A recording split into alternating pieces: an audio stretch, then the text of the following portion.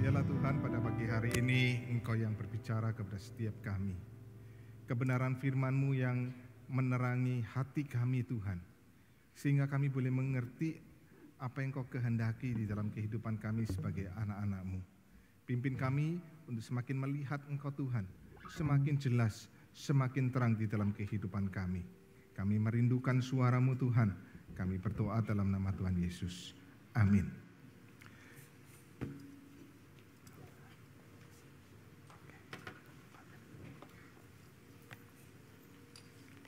Selamat pagi Bapak Ibu yang dikasihi Tuhan. Ya. Mari saya mengajak kita melihat dari satu bagian firman Tuhan dari surat Roma pasal 6 ayat 18 sampai ayat 19. Tema kita pada pagi hari ini bicara tentang urutan dari Injil. Ya. Roma pasal 6 ayat 18 sampai ayat 19. Saya akan bacakan untuk Bapak Ibu, saudara-saudara, teman-teman sekalian. Kamu telah dimerdekakan dari dosa dan menjadi hamba kebenaran. Dalam bahasa sederhana, aku mengatakan hal ini karena kelemahan kamu sebagai manusia. Sebab sama seperti kamu telah menyerahkan anggota-anggota tubuhmu menjadi hamba kecemaran dan kedurhakaan, yang membawa kamu kepada kedurhakaan. Demikian pula kamu sekarang harus menyerahkan anggota-anggota tubuhmu menjadi hamba kebenaran yang membawa kamu kepada pengudusan. Bapak, Ibu, dan teman-teman yang dikasihi Tuhan, kalau kita amat-amati dalam kehidupan ini, kita akan menemukan banyak hal dalam hidup ini harus punya unsur-unsur yang tepat. Ya. Harus punya unsur-unsur yang tepat. Misalnya begini, kita mau beli mobil, maka sebuah mobil itu harus punya unsur-unsur yang tepat sebagai sebuah mobil. Nggak mungkin kita beli mobil tapi nggak ada bannya, kan sesuatu yang sangat lucu bukan? Ya. Kemudian misalnya contoh lagi, kita itu memasak makanan. Memasak makanan itu membutuhkan unsur-unsur yang harus ada dalam sebuah makanan. Kalau Bapak Ibu yang senang masak pasti ngerti ini, ya. Misalnya begini, kita mau bikin nasi goreng, ya. Kemudian kita mau bikin nasi goreng tapi enggak pakai minyak goreng. Cuma pakai nasi. Kita enggak pakai bumbu, enggak pakai garam, enggak pakai saus, enggak pakai kecap manis, kecap asin, enggak pakai bawang, ya. Enggak pakai bumbu-bumbu. Maka enggak mungkin kemudian kita bikin nasi goreng itu kemudian rasanya seperti nasi goreng. Enggak tahunya, mungkin rasanya jadi nasi hangus. Ya. Tetapi bukan cuma kemudian kita melihat bahwa hidup ini perlu unsur-unsur yang tepat, tetapi juga unsur-unsur itu harus dilakukan di dalam urutan-urutan yang tepat. Ya. Misalnya proses belajar mengajar. Kita nggak harus proses belajar mengajar, itu ada dua hal, belajar teori dan praktek. Mana yang lebih dahulu, teori atau praktek? Harus teorinya dulu. Kalau kita langsung praktek, nggak ngerti teorinya, misalnya belajar dokter, ngerti teorinya kan, tahu-tahu suruh langsung bedak, mati semua orangnya gitu ya, nggak karu-karuan. Maka semua harus ada urutannya Bapak Ibu. Saya senang komputer. Saya pernah bikinkan anak saya merakit komputer. Semua itu ada urutan-urutan yang harus dipasang, itu harus pas. Misalnya saya nggak mungkin memasang kipas pendingin prosesor terlebih dahulu, baru prosesornya belakangan. Kalau saya pasang kipas pendingin prosesor, baru saya pasang prosesornya nggak bisa masuk. Karena prosesornya itu ada di bawahnya kipas pendingin. Kipas pendingin itu ada di atas prosesor untuk mendinginkan. Semua harus ada dalam urutan yang tepat, bukan cuma punya unsur-unsur yang tepat. Misalnya saya bikin nasi goreng, semua unsurnya sudah ada. Apa? Minyak, garam, bawang, bumbu, saus, kecap, ada telur, ada daging. Semua unsurnya ada. Tetapi kalau saya tidak melakukan di dalam urutan yang pas, maka semuanya jadi, walaupun kita sudah masukkan semua unsur makanan itu jadinya berbeda sekali, bisa nggak karu-karuan. Misalnya kita bikin nasi goreng, kita masukkan terlebih dahulu nasinya. Padahal kalau bikin nasi goreng apa terlebih dahulu yang masuk? Yang lebih dahulu apa? Minyak. Ya, minyaknya dulu. Habis minyak apa? Bumbu, ada bawang, ya, ada macam-macam bumbu-bumbu masuk. Terus masuk apa? Daging. Karena daging itu agak lebih lama matangnya. Terus masuk apa? Telur. Kalau bisa ada orang telur dulu bisa juga gitu ya. Yang pasti daging dan telur itu masuk. Habis gitu setelah itu masuk apa? Saus sama kecap, ya. Betul nggak? Baru setelah itu diaduk semua, baru jadi. Betul nggak? Coba kita semua unsurnya masuk, tapi urutannya kita acak. Kita masukkan nasinya dulu. Baru kemudian kita masukkan daging dan telur. Baru kita masukkan apa? Kecap-kecap sausnya sama bumbu-bumbunya. Baru terakhir kita masukkan minyaknya. Kira-kira nasi goreng itu jadi apa? Ya nasi goreng, tapi rasanya waktu masuk dalam mulut kita akan mau muntah rasanya. Betul nggak? Karena apa? Karena urutannya nggak tepat. Urutan ini tidak tepat menghasilkan sesuatu yang berbeda sekali. Maka ada dua hal penting dalam hidup ini, yaitu apa? Unsur yang tepat dan kemudian urutan yang tepat. Itu semua menentukan hasil. Demikian juga di dalam kita memahami Injil. Bapak Ibu yang dikasihi Tuhan. Maka di dalam Injil itu ada unsur dan urutan yang harus tepat. Ya, ada 3 unsur penting di dalam Injil. Ya, ada 3 unsur penting. Yang pertama adalah keberdosaan. Ya, yaitu kesadaran kita bahwa saya adalah manusia yang berdosa. Di dalam keberdosaan saya tidak mungkin bisa menyelamatkan diri saya sendiri, saya pasti binasa. Tetapi kemudian Injil itu melanjutkan dengan apa? Unsur yang kedua dan urutan yang kedua yaitu anugerah. Maka saya diselamatkan bukan karena kehebatan saya, bukan karena kekuatan saya, ya. Itu semua karena anugerah daripada Tuhan. Ini beda dengan konsep dunia. Dunia itu selalu pusatnya bukan kepada anugerah Tuhan, tapi pusat kepada diri kita sendiri. Ya, selalu kemudian dunia ini selalu berkata apa? Aku sanggup melakukan. Bahwa yang menjadi pusat dalam hidupku itu adalah aku. Wah, itu konsep dunia ini seperti itu. Bahwa segala sesuatu ditentukan oleh aku. Aku itu seperti pusat dari alam semesta dan semua itu aku seperti magnet, seperti black hole yang menarik seluruh dunia itu, bintang-bintang matahari alam semesta itu menarik kepada diriku. Itu dunia ini. Tetapi kalau kita mengerti konsep keberdosaan manusia, bukan pusatnya di kita. Kita ini orang berdosa yang harus binasa. Maka kita perlu anugerah Tuhan yang itu tidak ada satu tetes pun hasil dari kekuatan dan usaha kita.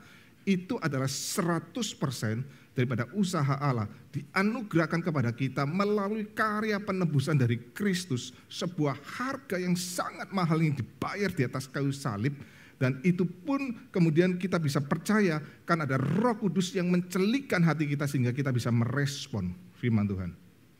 Itu unsur yang kedua. Tetapi tidak boleh berhenti sampai unsur kedua. Harus ada unsur yang ketiga, yaitu setelah saya menyadari anugerah Tuhan yang begitu besar, maka saya sadar bahwa Tuhan itu begitu baik, begitu mengasihi saya, sampai dia rela mati, sampai rela Tuhan itu memberikan anugerahnya kepada kita, bukan karena kebaikan kita, tetapi betul-betul karena kemurahan hati dari Tuhan. Maka itu diberikan kepada kita, maka hati kita dipenuhi dengan satu ucapan syukur yang itu nampak melalui ketaatan hidup kita. Ya, nah ini 3 unsur yang harus ada di dalam Injil, Bapak Ibu. Tidak boleh dikurang, tidak boleh ditambah. Dan urutannya harus pas. Dari kesadaran akan keberdosaan, kesadaran akan anugerah, sampai kepada baru kemudian kepada ucapan syukur yang nampak melalui ketaatan hidup kita kepada Tuhan. Nah, kalau unsur ini dihilangkan atau diubah urutannya, maka kemudian bukan Injil yang dihasilkan. Maka ada satu kehidupan yang sangat berbeda sekali yang akan dihasilkan. Ya, contohnya ada 5 hal, misalnya saya coba rekayasa, ada 5 hal yang bisa terjadi di dalam kehidupan kita. Ya, yang pertama, ya. Tadi kan unsur apa? Keberdosaan, anugerah, ucapan syukur melalui ketaatan. Ya, coba hilangkan keberdosaan dan hilangkan anugerah. Bahwa kita tidak merasa diri kita berdosa, kita tidak merasa perlu diri anugerah Tuhan, dan kita cuma perlu melakukan apa? Hidup di dalam ketaatan. Maka kemudian apa yang terjadi di dalam kalau kita kemudian menghilangkan keberdosaan dan anugerah itu, dan cuma kita berpikir dengan ketaatan, memang aku bisa menyelamatkan diriku dan memang aku sebenarnya baik. Aku tidak perlu anugerah. Maka kemudian aneh sekali, justru kemudian sikap yang dihasilkan adalah sikap legalisme. Legalisme tahu ya? Legalisme itu segala sesuatu, itu semua harus berdasarkan aturan. Dan bukan cuma berdasarkan aturan, tetapi aturan itu yang kemudian menjadi yang paling utama dalam hidup kita. Dan sebenarnya aturan itu yang menjadi berhala dalam hidup kita. Sangat meninggikan kepada ketaatan, kepada aturan-aturan demi aturan, dan merasa kemudian saya bisa sempurna. Dan saya pernah ketemu orang yang bisa mengatakan, ya saya bisa sempurna. Dan enggak merasa diri saya orang berdosa. Saya tidak merasa diri saya perlu anugerah. Maka justru kemudian orang seperti ini akan hidup di dalam sikap hidup legalisme yang sangat luar biasa. Dan sikap hidup legalisme seperti ini akan menghasilkan apa? Kesombongan. Karena merasa apa? Diri saya lebih baik dan paling baik di antara semua orang lain. Dan kalau kita sudah menjadi orang yang sombong seperti itu, apa yang terjadi? Kita merasa bahwa orang lain akan lebih rendah daripada kita, dan kita kemudian berhak menghakimi orang lain. Kita senang menghakimi orang lain. Nah, Bapak Ibu, kalau hidup di dalam kehidupan kita lebih mudah untuk menghakimi, sangat mungkin kita jatuh di dalam satu sikap seperti ini. Bahwa kita menganggap bahwa saya orang yang enggak berdosa, saya orang lebih baik dari orang lain. Saya tidak perlu anugerah Tuhan. Maka itu semua karena kehebatan, kesempurnaan, kebaikan saya, ketaatan saya. Dan ini Tuhan kritik melalui Lukas 18 ayat 11 ya. Tuhan memberikan sebuah perumpamaan tentang doa orang Farisi dan doa pemungut cukai. Perhatikan doa orang Farisi ini. Orang Farisi itu berdiri dan berdoa tentang dirinya begini. Ya Allah, aku mengucap syukur kepadamu karena aku tidak sama seperti semua orang lain. Perhatikan, aku tidak sama seperti semua orang lain. Artinya aku lebih baik dari orang lain. Dia tidak merasa dirinya berdosa. Dia merasa dirinya apa? Orang baik. Bukan perampok, bukan orang lalim, bukan pezina, dan bukan juga seperti pemungut cukai itu. Pemungut cukai ini.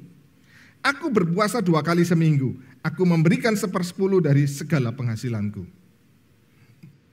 Ini yang terjadi. Dia bisa menghakimi pemungut cukai itu, merasa aku paling baik, aku lebih baik.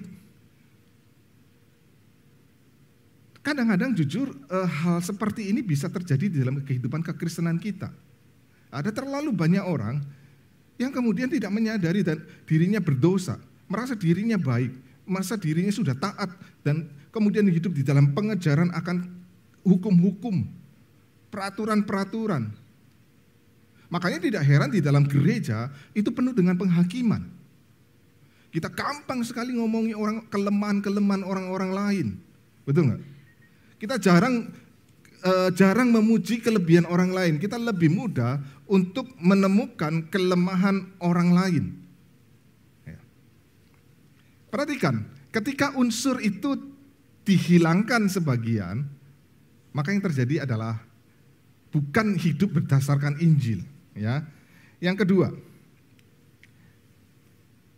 kesadaran bahwa saya orang berdosa. Tetapi saya melihat bahwa di dalam keberdosaan saya bisa dengan usaha sendiri, saya tidak perlu anugerah Tuhan. Ada orang seperti itu. Saya tidak perlu anugerah Tuhan, maka saya cukup dengan hidup dalam ketaatan, nanti ketaatan saya bisa membayar dosa saya. Apa yang hilang dalam unsur ini? Anugerah. Ya. Apa yang dihasilkan dari hidup seperti ini? Legalisme.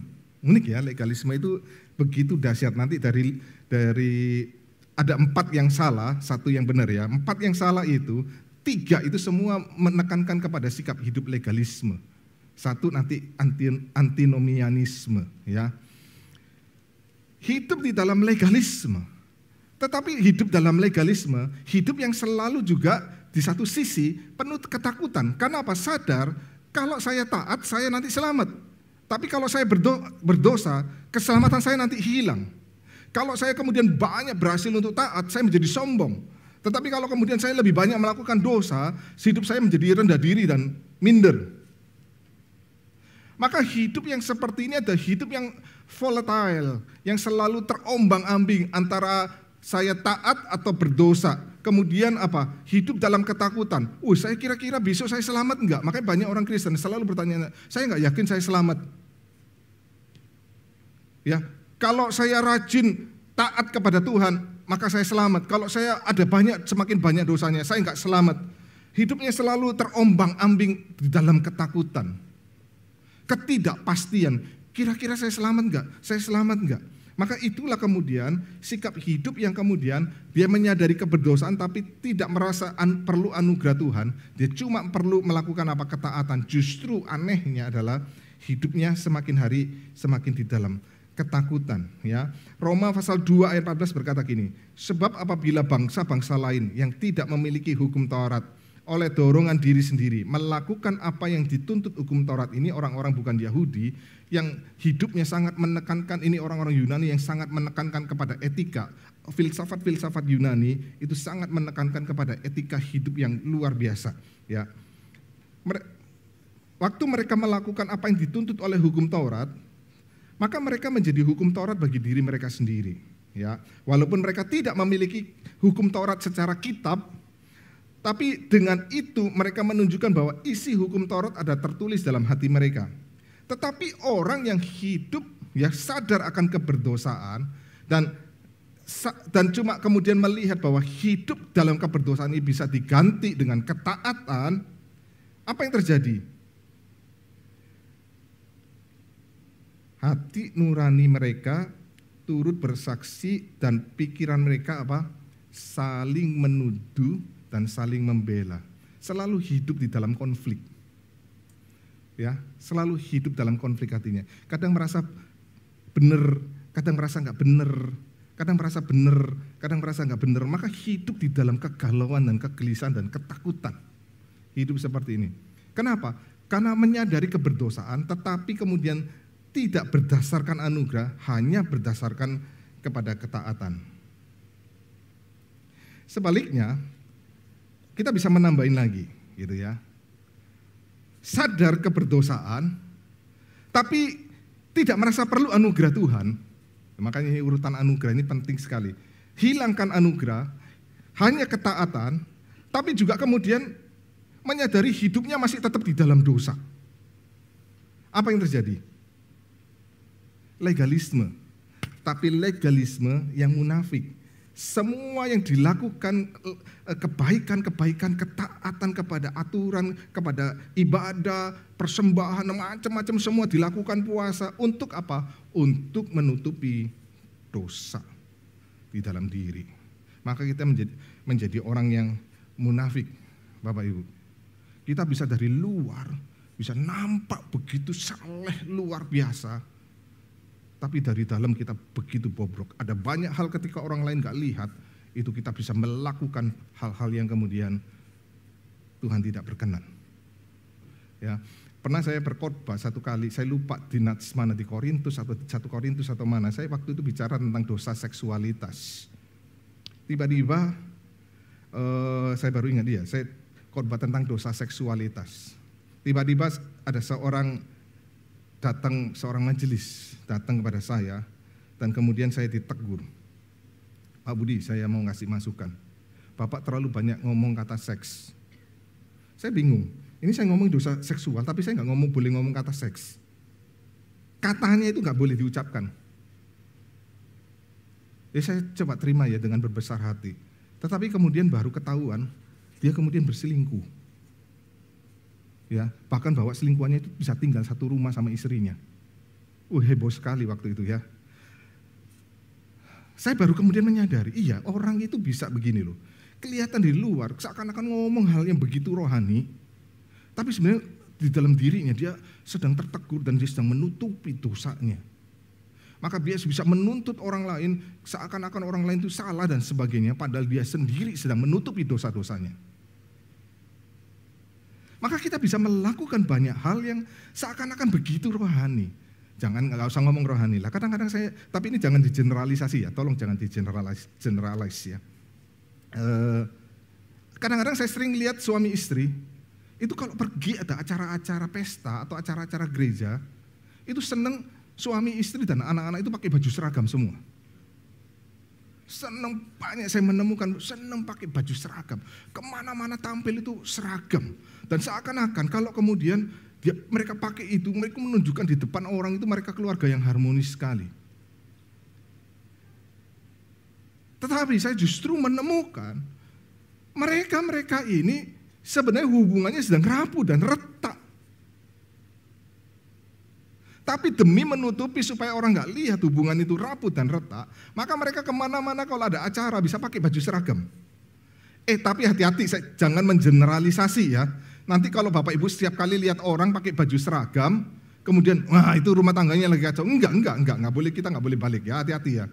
Cuma memang saya melihat ada orang-orang yang mencoba menutupi dengan banyak hal yang seakan-akan begitu baik, sebenarnya untuk menyembunyikan kerapuhan, ya, kelemahan di dalam diri mereka. Maka kemudian itu yang terjadi di dalam kehidupan semacam ini, ya, kehidupan yang legalis tapi justru itu ada sebuah kemunafikan. Ya. Misalnya Matius 23 Tuhan Yesus itu menegur orang-orang Farisi dan ahli Taurat itu begitu luar biasa keras. Celakalah kamu hai ahli-ahli Taurat dan orang-orang Farisi. Maka orang-orang ahli Taurat dan Farisi ini dikatakan sebagai apa? Hai kamu orang-orang munafik, sebab kamu memberi persepuluhan dari selasi, ada semanis dan jintan, tetapi yang terpenting dalam hukum Taurat kamu abaikan, yaitu apa? Keadilan, belas kasihan dan kesetiaan. Kadang-kadang kita bisa begitu strict sekali pada hukum, pada aturan, tetapi kita kehilangan kasih. Itu bisa, ya. Celakalah kamu hai ahli-ahli Taurat dan orang-orang Farisi, hai kamu orang-orang munafik, sebab kamu seperti kuburan yang dilabur putih, yang sebelah luarnya memang indah tampaknya, tetapi sebelah dalamnya penuh tulang belulang dan segala kotoran. Hidup bisa seperti itu, ya. Maka kemudian kita lihat yang keempat, kalau unsur kemudian ada keberdosaan, sadar saya orang berdosa, dan saya sadar saya tidak bisa menyelamatkan diri saya, hanya anugerah Tuhan di dalam Kristus melalui Roh Kudus yang mencelikan hati saya bisa selamat. Bagus nggak? Bagus. Tetapi ada bagian unsur yang kemudian tidak ditambahkan, yang unsur itu kemudian dihilangkan dari Injil, yaitu apa? Ucapan syukur melalui ketaatan hidup. Apa yang terjadi? Orang-orang seperti ini akan hidup dalam kehidupan yang apa? Antinomianisme. Antinomianisme itu anti hukum. Mau hidup sebebas-bebasnya, mau hidup seenak-enaknya. Ini ekstrim yang lain. Kenapa? Bagi dia, cukup sampai saya menerima anugerah, setelah saya terima anugerah saya pasti selamat. Betul, pasti selamat. Kristus menjamin keselamatan kita. Tetapi melupakan satu hal yang penting, yaitu bagaimana kemudian waktu kita menerima anugerah itu, kita harusnya mengucap syukur dalam hidup kita. Tapi itu dihilangkan. Maka kemudian banyaklah kita mendapati orang-orang Kristen yang apa? Kan yang ngomong gini, kan saya sudah selamat, saya sudah ditebus sama Kristus, saya sudah masuk surga. Ya sudah, saya sekarang bebas loh, keselamatan saya pasti dijamin. Sekarang saya bebas berbuat dosa. Benar, real itu ada orang-orang Kristen yang seperti ini. Tapi apakah itu Injil? Enggak. Makanya Paulus dalam Roma pasal 6 ayat 1 berkata, jika demikian apakah yang hendak kita katakan? Bolehkah kita bertekun dalam dosa supaya makin bertambah anugerah itu? Karena memang ada orang-orang yang di Roma yang kemudian ngomong gini, lu semakin saya banyak berdosa, anugerah Tuhan itu semakin berlimpah. Yo kalau gitu semakinlah gue berbuat dosa. Nah ini berbahaya. Ya, Paulus ngomong enggak begitu, jawabannya enggak. Ya, maka kemudian kita melihat Paulus nanti dalam ayat 18-19 itu menjawabnya dengan jelas sekali, Bapak Ibu yang dikasihi Tuhan. Maka orang-orang yang seperti ini menempatkan anugerah itu hanya sebagai anugerah yang murahan. Karena apa? Seakan-akan Yesus yang sudah rela mati menebus dosa kita yang di dalam penderitaan yang begitu hebat, kemudian kita merasa apa? Ya sudah cuma begitu, yang penting selamat sudah selesai. Kita nggak merasakan itu anugerah yang begitu bernilai dan berharga. Maka anugerah hanya dipandang sebagai anugerah yang murahan. Maka ini bisa terjadi dalam kehidupan kekristenan kita. Maka kita seakan-akan mengenal Yesus. Kita dalam setiap minggu mendengar firman, tapi kita tidak hidup di dalam Injil, Bapak Ibu. Maka hidup dalam Injil harus ada 3 aspek penting ini. Ya, sadar saya orang berdosa, saya pasti binasa, dan saya tidak mampu dengan kekuatan saya menyelamatkan diri sendiri. Hanya anugerah Tuhan. Di dalam karya penebusan Kristus yang begitu mahal harganya. Yang dosa saya, hukuman dosa saya itu dibayar lunas, tuntas dengan harga yang begitu mahal. Roh Kudus yang bekerja mencelikkan hati yang sudah mati rohani itu. Kemudian saya bisa hidup dan meresponi akan berita pengampunan dalam Kristus itu. Maka ketika saya menyadari itu, hati saya itu penuh dengan ucapan syukur. Dan ucapan syukur itu harus nampak melalui apa? Hidup di dalam ketaatan kita. Melalui ketaatan kita. Ucapan syukur bukan cuma nampak dalam kata-kata puji Tuhan, terima kasih Tuhan, bukan. Tetapi nyata di dalam sebuah kehidupan yang kita melakukan kehendak Tuhan. Maka itulah kemudian hidup di dalam Injil itu menjadi hidup di dalam pengudusan. Ya, hidup dalam pengudusan karena sadar anugerah Tuhan itu bukan murahan, tetapi justru adalah sebuah anugerah yang begitu berharga.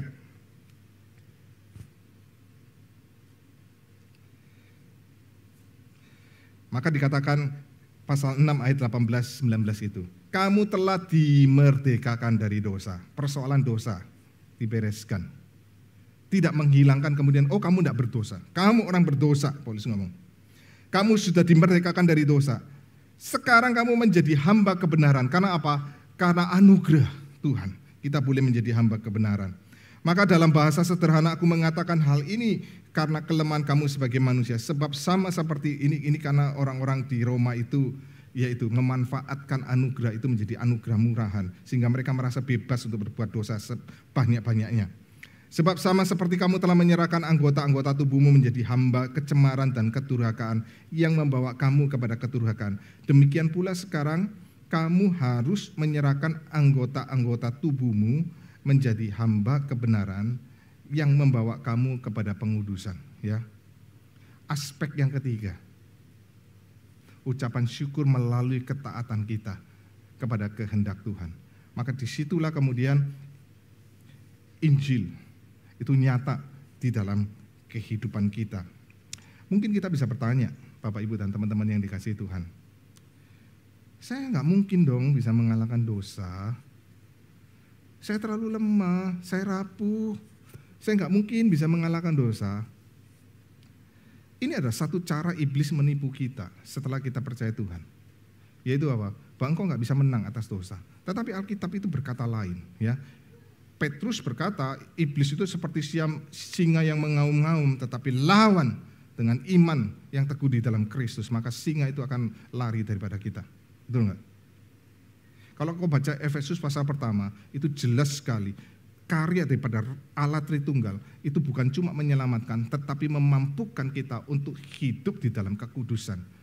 Dan juga kalau kita melihat, ya, di dalam 2 Petrus pasal 1 ayat 3, Petrus itu indah sekali berkata, kuasa ilahinya telah menganugerahkan kepada kita segala sesuatu yang berguna. Menganugerahkan kuasa ilahinya menganugerahkan kepada kita segala sesuatu yang berguna untuk hidup yang apa? Saleh, oleh pengenalan kita akan Dia yang telah memanggil kita untuk apa? Kemuliaan dan kebaikannya. Bukan kemuliaan kita, tapi kemuliaan dan kebaikan daripada Kristus, kemuliaan dan kebaikan daripada Allah. Maka kita diperlihatkan, justru Tuhan itu memampukan kita untuk kita bisa hidup kudus. Maka Prof. Senjaya itu berkata begini, anugerah Allah yang sama yang menyelamatkan kita dari dosa adalah anugerah yang memampukan kita untuk berjuang melawan dosa. Maka saya harap ini cukup bisa menjawab kita, ya, pertanyaan-pertanyaan. Kan banyak sekali, saya sering kali mendapatkan orang bertanya, kan keselamatan sekali selamat tetap selamat. Iya, amin. Tidak mungkin bisa hilang, amin. Kalau begitu saya bebas berbuat dosa. Bapak Ibu cuma mengerti Injil itu hanya sepenggal. Maka kita harus mengerti Injil dengan utuh, ya. Ada keberdosaan, kesadaran akan keberdosaan, ada kesadaran akan anugerah, tetapi juga ada hidup yang mengucap syukur yang nampak melalui ketaatan kita kepada kehendak Allah. Maka saya harap itu menjadi sebuah jawaban buat kita. Hidup ini adalah di dalam tantangannya ada dalam dua ekstrim. Satu ekstrim ada legalisme, satu ekstrim ada antinomianisme. Antinomianisme adalah anti hukum yang kemudian mau hidup sebebas-bebasnya di dalam dosa, mau hidup seenak-enaknya. Injil bukan jalan tengah begini. Kan kalau orang Tionghoa itu punya pepatah ngomong begini, jadi orang jangan terlalu baik, tapi juga jangan terlalu jahat. Kalau terlalu baik, hidupmu akan susah, ditipu orang melulu, ya. Tapi jangan terlalu jahat, nanti kamu bikin nanti kamu dikutuk, kamu akan dapat hukuman, begitu kan? Benar ya? Seringkali dari kecil saya sudah mendengarkan itu. Bukan seperti itu jawabannya. Injil bukan kita setengah baik, setengah jahat, bukan. Tapi Injil adalah kesadaran bahwa saya orang berdosa, saya menerima anugerah, maka saya hidup dalam pengucapan syukur adalah hidup yang kemudian saya belajar untuk taat, terus menerus mau dikuduskan. Ya, bukan jalan tengah seperti orang Tionghoa. Ya, orang Tionghoa itu dalam filsafat Konfusius itu ada yang disebut sebagai Chung.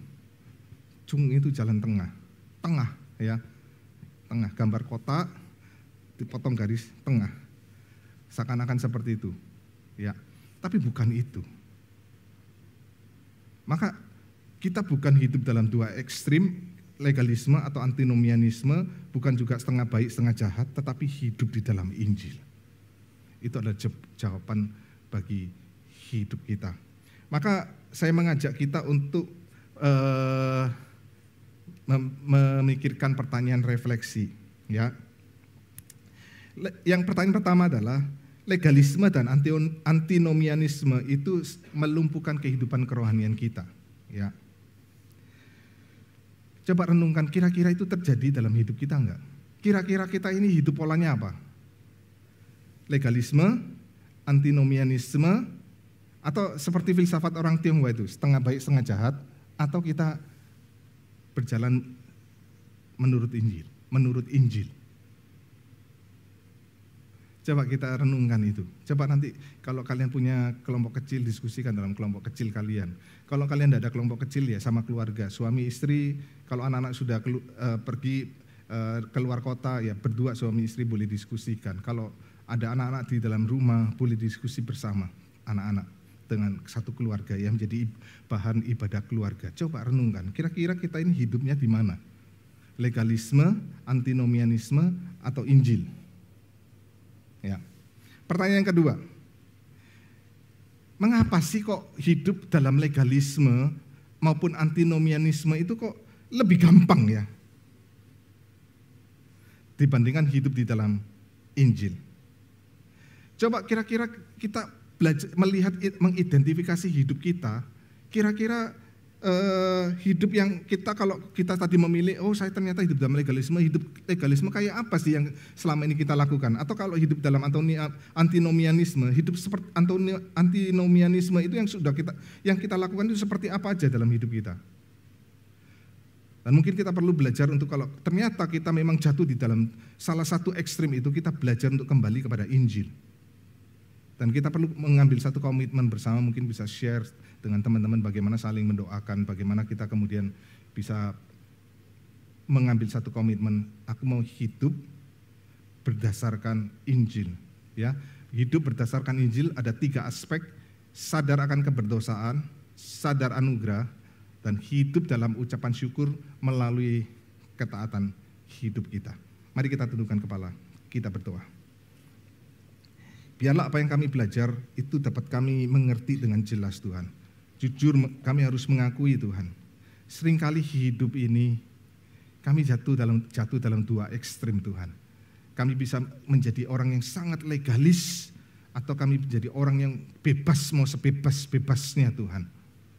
Tetapi biarlah Kau celikkan kami, bahwa hidup kekristenan kami harus ada di dalam Injil Tuhan. Yaitu kami sadar kami orang berdosa, kami menyadari anugerah-Mu yang begitu berharga Tuhan. Dan sebagai ucapan syukur kami mau belajar hidup di dalam ketaatan. Kami terus-menerus mau dikuduskan oleh Engkau. Kiranya Engkau sendiri yang menolong kami Tuhan. Di dalam segala kelemahan kami tahu ada Engkau Kristus yang menopang kami, yang memampukan kami untuk kami bisa taat. Bukan berdasarkan kekuatan kami Tuhan, tapi berdasarkan kekuatan-Mu Tuhan, berdasarkan ketaatan yang daripada-Mu, berdasarkan kekudusan yang daripada-Mu. Kami dimampukan Tuhan untuk melakukan kehendak-Mu Tuhan dalam hidup kami. Kiranya Engkau sendiri yang menolong kami, Engkau yang membimbing kami Tuhan. Di dalam nama-Mu Tuhan kami Yesus Kristus kami berdoa. Amin.